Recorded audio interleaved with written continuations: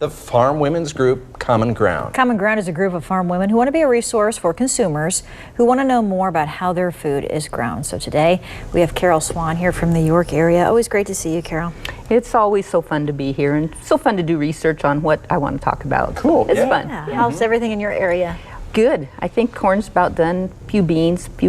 Like to plant a few beans, but we had nice rains, so that's Great. always good. Got your garden going? Yeah, I got it going. It's not very big, but it's going. I got something, Yeah. right? Yeah. Well, we were talking about the importance of food safety. Why should we be focused on that?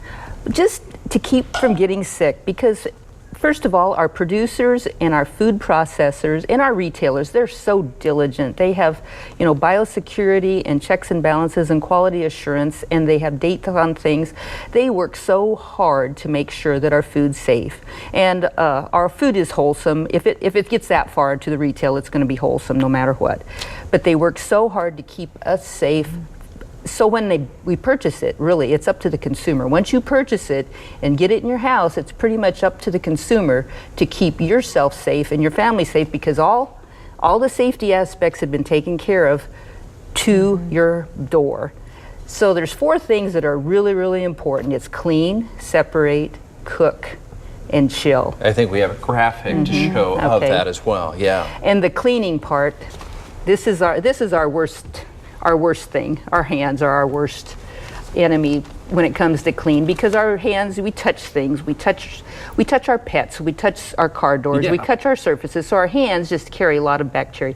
So when you clean, make sure your hands are clean when you start preparing your food.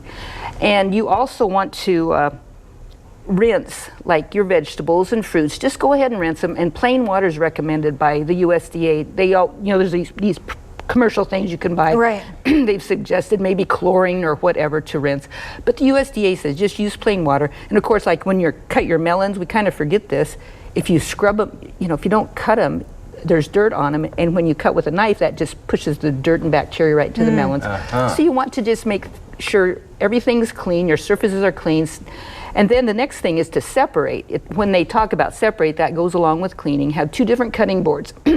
A produce cutting board and a meat cutting board, because meat juices can carry some bacteria and contaminations. Although our meat is very clean, it's still, you don't want to cross-contaminate, because you're going to cook your meat. You're going to cook your meat and kill those bacteria, where you don't want the juices to get on your fresh fruits and vegetables.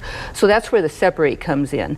And they also recommend not to rinse your meat because of spatter, mainly because of spatter. So if you do want to rinse your meat, be really careful and scrub your sink and your surface areas after that. Okay, that's good. And then also, Karol, I know this time of year we start having a lot of potlucks, a lot of picnics. What should we keep in mind? Keeping hot and cold.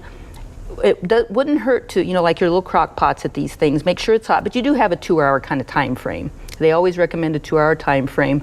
When it's on the table, if it sets out a little bit, it's not going to hurt you, but 2 hours, you better start thinking about it, and maybe trading in, small bowls of salad. Instead of having a great big salad, maybe trade in small bowls of salads, and keep your little crock pots and your roasters warm, but you got to keep an eye on them so you don't burn things.